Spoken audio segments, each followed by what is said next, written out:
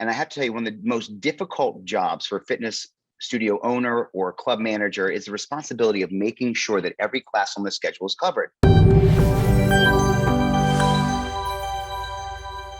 Hi, everyone. Jessica here from BFS for today's coffee break coaching with the one and only Robert Sherman, who is our instructor and talent management and development expert. So we asked Robert here today to address a lot of these problems that we're hearing studio owners have right now of rehiring and re-engaging their staff. We're hearing issues of everything from staff that used to be super engaged now being crickets when asked for subbing classes or to help out or to come to studio events, to just full studio mutiny going across the board. So we asked Robert here to just give us, one tactical way that we could start to look at this and address these overall issues. So Robert is going to give us a little coaching session on some things that we can do to face instructor engagement issues by really creating a subbing culture, and how this can help address everything from daily operations issues all the way again to this big picture idea of instructor engagement. So on that note, I will hand it over to Robert. Welcome, Robert. Thank you very much. Thanks for having me. So today, tackling this conversation about how do we keep our instructors engaged and how do we pull them back into the fold, maintaining and building the culture that we find and know is so important to member satisfaction and understanding the expectation, if you will, of excellence coming back into the club and the experience and feeling that we want to have. And this is ongoing. This has been from every day that I've been as part of a fitness organization, a studio, a large club. And I have to tell you, one of the most difficult jobs for a fitness studio owner or club manager is the responsibility of making sure that every class on the schedule is covered. This is going to not only help us understand what we need moving into the future. I'm going to talk about 3 targets that we can hit that are going to help us with this. First, we're going to lay down the expectations. Second, we're going to understand what accountability means in this context. And third, we're really going to understand this two-way street, this role of understanding not only our leader and manager role, but also the role of the instructor, how this two-way street needs to move forward to be effective. This culture of single instructors that teach and leave, people who come in and out of the club like their instructors are coming in and doing us a favor. One of the targets that we want to hit is that making sure that every class on the schedule is covered is the easiest way to start to build that member commitment alliance back that they haven't felt engaged for. But if they walk into a club and there's no one there to teach a class, we know how that's going to go down. Now, the secret sauce in all of this is understanding that if we can get the instructors not only to be a part of this process from day one, they're going to also interact with their team members, and those instructors are going to support one another. And let me tell you how that's going to happen. Day one, when you hire someone, set the expectation for this new staff that they will be finding their own subs as they step into this role. They're going to be responsible for finding their coverage. And in my organization, I always had them found 2 optional instructors. There's go-to 1 and go-to 2. Now, both they can call on anytime to teach their class. And if one is not available, pretty sure the other one's going to have the time on their hands to do it. But you set that up front. So they know that they already have this availability. And if they don't have the availability, maybe they have the opportunity to move things around to help you out. Now, the reason why I say 1, not 2, is that you always want to have a backup plan. And within that backup plan, the chances of that not happening between the 3 of you is hopefully slim to none. But here's the best part. You're going to provide the names and the contacts when they're hired. So you don't have to worry about that, but it's their responsibility to follow through and reach out. Part of the reach out process and the benefit in this expectation that you're going to set is that they're going to have to meet and communicate with their other team members. And my expectation is telling them up front to go take their classes to see if they meet the standard that we're expecting and to get a feel for what's happening in the club. Now, this serves us on many levels. And when we don't have instructors who are engaged, what's better when they walk into a class and another instructor acknowledges them, number 1, 2, all the other students who are in that class see the acknowledgement peer to peer, instructor to instructor, and there's a level of credibility that's always going to be set. And within that credibility, you start building your team.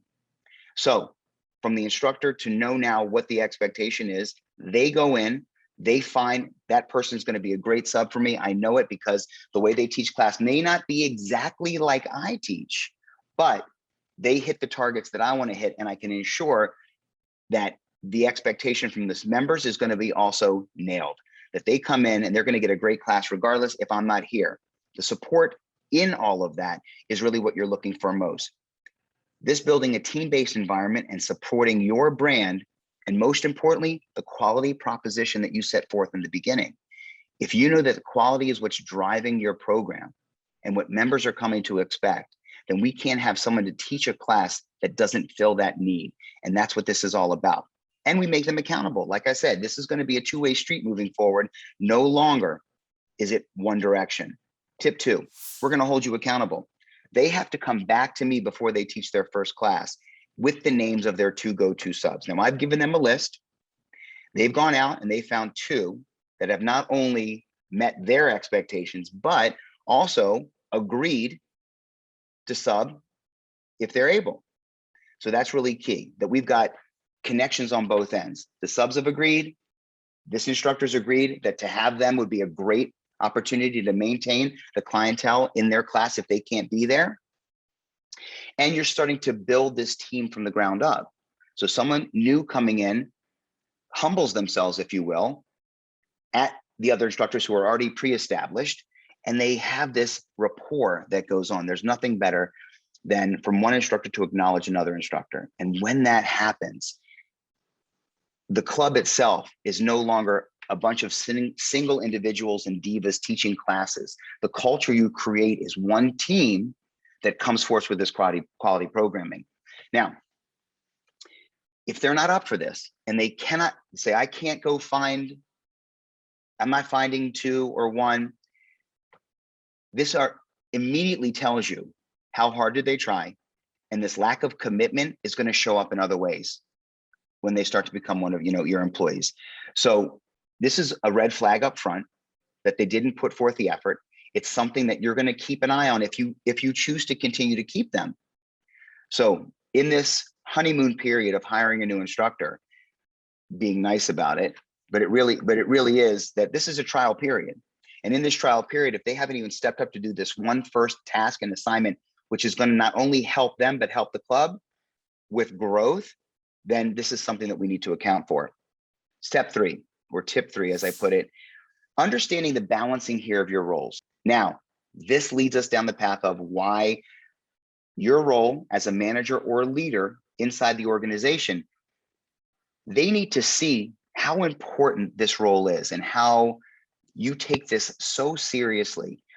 So often, this idea of them teaching class isn't important for the brand. It's just important in that 1 hour or hour and a half or 45 minutes that they're teaching. That's where they feel they hold the most accountability. The answer is no. It's every time that they're communicating, walking in and out of the club, meeting and talking with other members, and clients, and this is the way that they build rapport, and they can have these conversations. So there's not this big sigh when they say, I have a doctor's appointment next Thursday. I'm not going to be here, but Steve is going to step up and teach class. You guys know Steve. I've taken his class. You've taken his class. He's going to come in and teach the same expectations. So it's already been laid out. And when you start to build that rapport and you build the connection and you've already got an established culture of consistency and accountability, the importance of the job they're signing up for is critical. And then now what happens? We're going to provide financial and intellectual growth. And we're going to create opportunities to be part of a team that not only supports one another, but holds each other to a higher standard. If we can create that from day one, our role gets easier and easier, and it takes so much off of your plate, not only for stress, headaches, and worry. We've got a lot going on, and moving forward, we need to take some things off our plate that we don't have to worry as much about anymore. You're going to oversee the process. You're going to be there every step of the way. But having this as a two-way street where the instructors are now part of your support structure, not just to teach that one class and leave, but to be and support the bigger picture of the offering that you have for your members. It's critical. So It is unacceptable to have a class on the schedule with no teacher or to cancel a class last minute when members have already set their schedules to come. There is nothing worse than someone showing up to the club and not having an instructor to teach that class. That bad taste in that mouth, maybe they'll forgive you, but in the back of their mind, they're always going to be worried that someone's not going to be there. That is not what you want to have and not what they should ever be feeling at any time. Our instructors have the opportunity to not only increase their earnings, but grow the program.